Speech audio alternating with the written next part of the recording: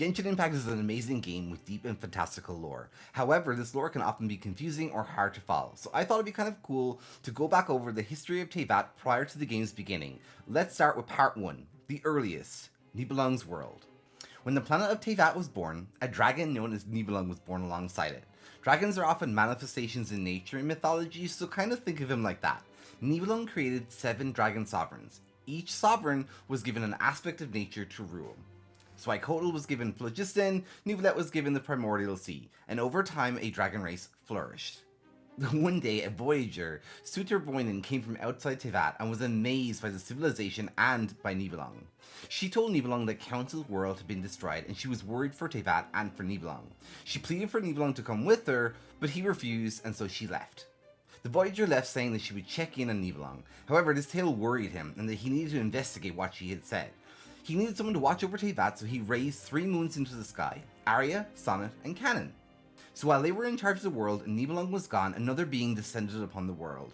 This being created 4 shades: the ruler of life, Naberius, the ruler of death, Renova, the ruler of time, Isroth, and Asmodee, the ruler of space.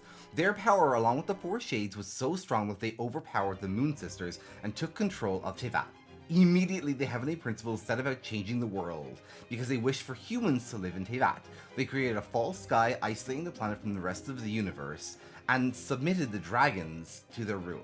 During this time, the dragon race fought against the Heavenly Principles, because they didn't want a new ruler. During this time, Suterboinen returned, shocked to see that Nibelung was gone and someone else was in charge. They wanted to investigate. In order to avoid detection, they took over the body of a youth and met with some of the humans. After much discussion, they also met with an angel named Kotar, the first angel of Celestia. 400 years later, Nibelung returned with forbidden knowledge from the Abyss and was angry to see that his world was controlled by someone else and that he had been betrayed by the Moon Sisters. Together with the Sovereigns and the Dragon Race, a war of vengeance began. However, ultimately, the Heavenly Principles won out, defeating Nibelung and using Celestial Nails to repair the damage from the Abyss. The Celestial Nails devastated the world and caused long-lasting scarring to the world of Teyvat. When the war broke out of vengeance, Suterboinen and Kotar tried to flee, but they were caught and punished. All angels would lose their body and minds if they ever fell in love. This is important because this is how Seelies were created. Unfortunately, also during this war, the 3 moons perished.